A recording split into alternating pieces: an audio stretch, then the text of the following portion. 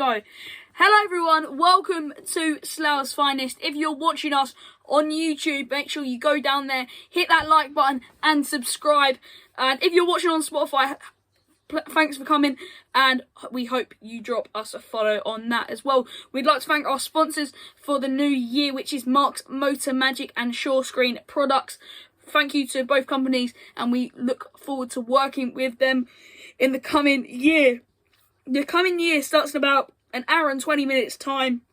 I've literally just finished my live stream for Michael Sobel. We've raised over £500 for the hospice, and we'll be going live at the end of January, I think, something like that, or early Feb, to raise even more money for them, and also try and get me a little bit of a better setup. So today on Sloughs Finest, we're joined by someone that's definitely Sloughs Finest, Freddie. Tell how you doing, Fred? I'm good, how are you? Mate, I am well. Obviously, tier 4, tier 3, like, there's nothing else you can really say at the moment apart from those words, but we're looking at the good times of 2020 with the Slough Town's best games of the year, and then we'll be putting through, and we're going to be finding the best game Slough have played this year. But we'll be talking about 1, 2, 3, 4, 7 games this evening. So yeah, for the last time in 2020, this is Sloughs Finest. So Fred, let's start off with Hampton away, which is 2-1 to Slough. Ben Harris missing a penalty. I know you weren't at that game, but yeah, you weren't at that game. Well done on the back, by the way. What's that? Oh, thanks, mate. Thanks, mate. Yeah, guys, I'll leave the Just Giving link below if you'd like to donate. But all raffle prizes are now done. It's just, if you'd like to donate, it's down in the description. Awkward silence. But yeah, Fred, tell us your story about the game. So, I think Hampton went 1-0 up, if I'm right. Yeah, they did, yeah. First half was poor. I watched the highlights. Yeah. And then second half, Slough's different side. Yeah. Different side. Yeah, literally, in that game, we literally went all out in the second half. Obviously, not having a good first half. You have to respond with something in the second, and Slough definitely done that. Slough. And then Maidenhead player George Wells scored in the 55th minute. Yeah, George Wells scored. Oh, do you know something? From the terrace, I actually thought it was Ryan Bird. I even said it in my vlog, and then I literally realised George Wells. But yeah, going to our rivals Maidenhead United, obviously pretty big signing, but he has his own agent, George Wells, and I know some of the backstory to it. And he said if I wanted to stay here, I needed more money, and you know, it all gets confusing with players, really. But yeah, we won't talk about George Wells because he's not a rebel anymore.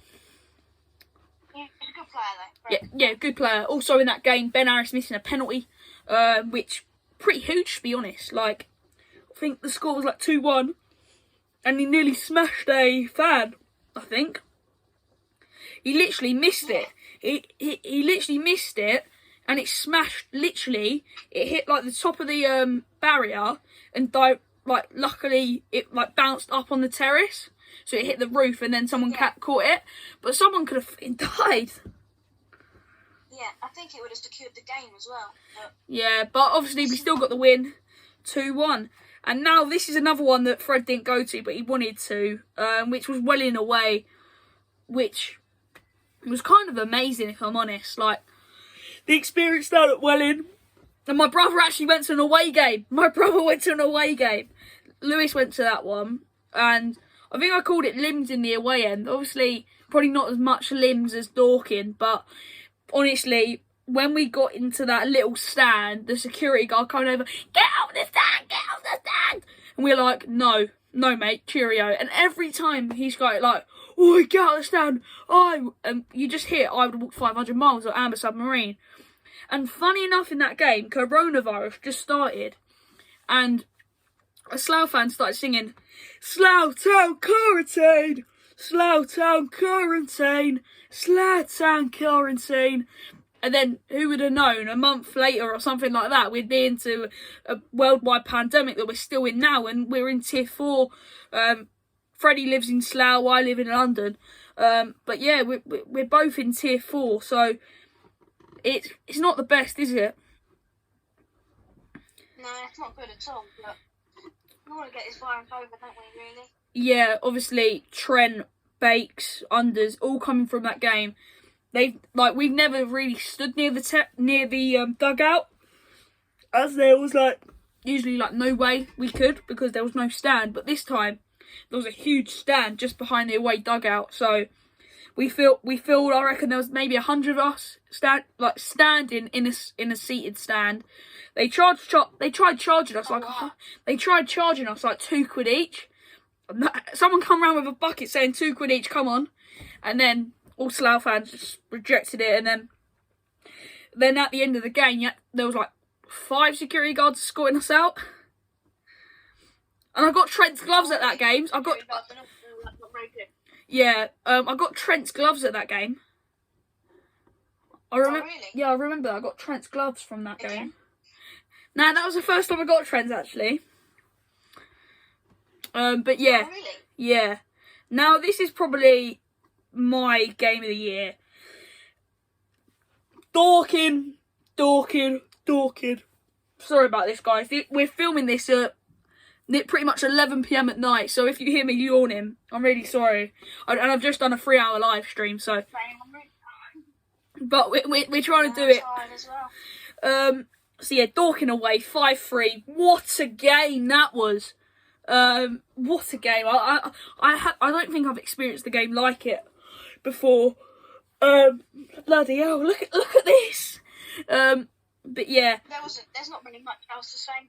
Brilliant game. Just brilliant. Brilliant game. Fans, brilliant. Yeah, what is it? Mark White done his 2020 review live on Twitter today with Gary Pascoe, I think. One of the Dorking Wanderers commentator. And I actually asked him a question, who are the best fans to come to Meadowbank this year? And he actually said, I know you're a Slough fan, but it's got to be Slough.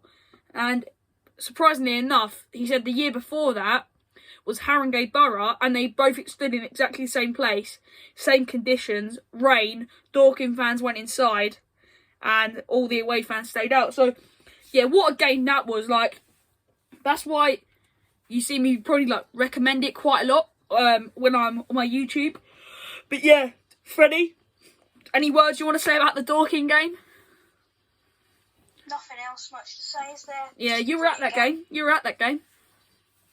Yeah. Away wins. Mate, I remember that my phrase from that game, 5-3, what a game! I still remember that. But yeah, the next one Remember that. we have is one not probably for fixture wise, but for women. It was Women's Day at Arbour Park. Big up to Mark Bailey for doing that. It was Having at Hope. So you guys, me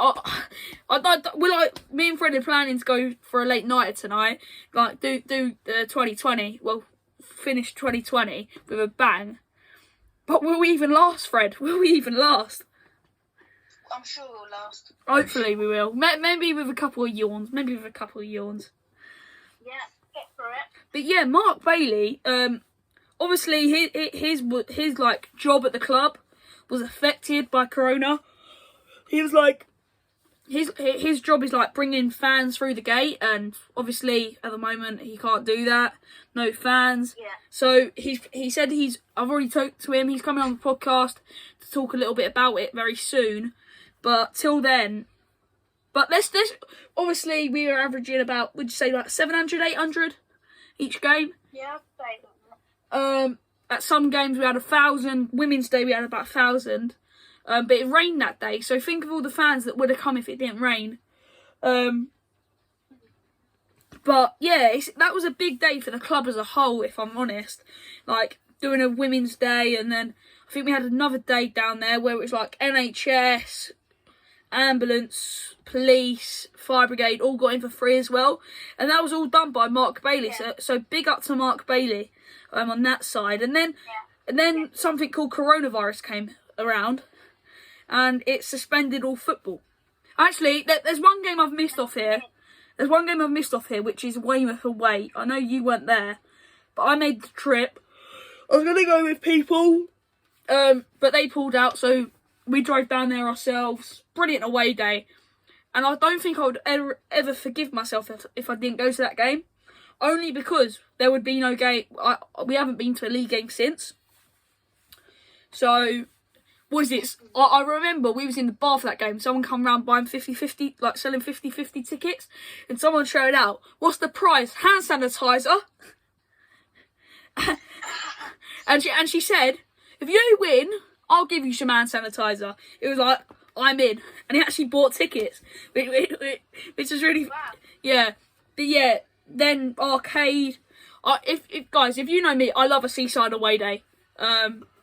Weymouth was great. Eastbourne. Concord Rangers. Billericay. Yeah, mate. Guys, can you please leave in the comments how many times you have yawned in this video? Because every time you yawn, apparently someone else yawns. And then obviously Corona came, suspended all football. And then we got classed as elite football. And we played Dartford. Me and Fred both went to the Wheat Sheaf. And it was really disappointing losing 3-0 to Dartford. Honestly, Dartford was my first ever league away day. I don't know if many people know that. Yeah. But It was Freddie Sheringham's son, I think. What? yeah, I think it was, to be fair. No, what is it? Yeah, Well, two of them, right? yeah, Charlie Sheringham, and then it was someone else like that. I can't remember. It was called Luke Wanadio. Oh yeah, Wanadeo. One video,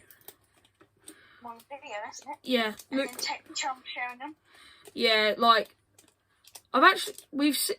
people have seen Charlie Sheringham, and also at St Albans. I think it was Sam Merson. He missed the penalty against us this year. Yeah. Paul Merson went at that game, but Imagine that, Teddy Sheringham at Arbour Park. or Paul Merson at Arbour Park. But I'm pretty sure Sam Merson has now left St Albans.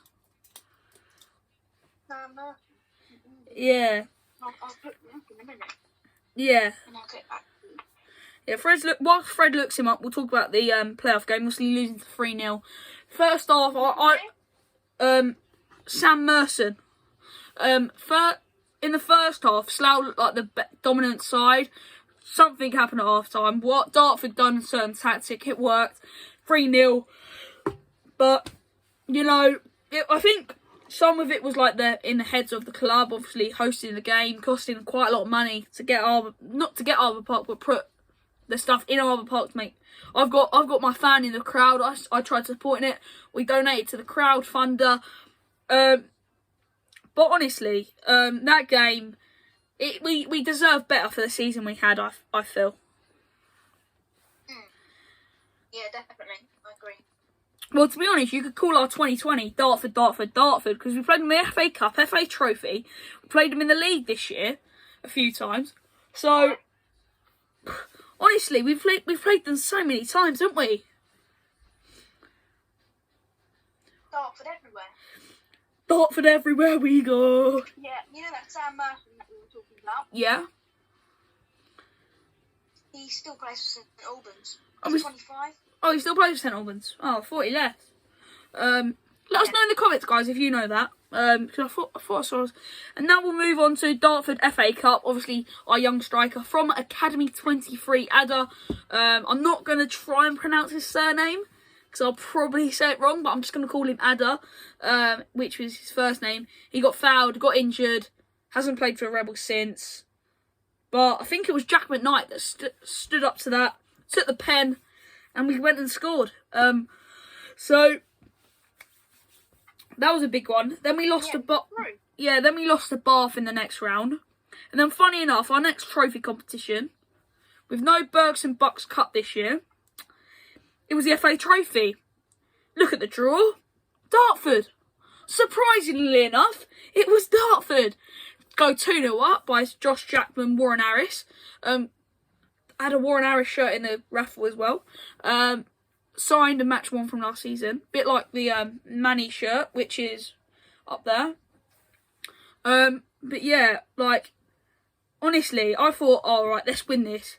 And I'm at Bracknell Town, not looking at my phone, whilst having a Waterlooville. And I just go, see, what the hell? 2-1, 2-2. Then I look, oh no, it's gone penalties. Save. Then we have 2 misses from, I think, Josh Jackman and Louis Lomas, I want to say. Or something like that. Yeah, that's Louis Lomas, yeah. Louis Lomas and Josh Jackman missing. So they went first, they went 1-0 up, they scored. Ryan Berg made it 1-0. Then Berkeley and Paul, I don't know about that name, Yeah. made it 2-1. And Dan Roberts, then Jeb missed their pen. Then Jack McKnight scored ours. Yeah. And then Husson scored his. Then Aaron Cole scored to make it 4-3. Yeah. Then Romaine scored for Dartford. Yeah. Louis Lomas missed. Oh. Barham scored for Dartford. Jack scored a pen.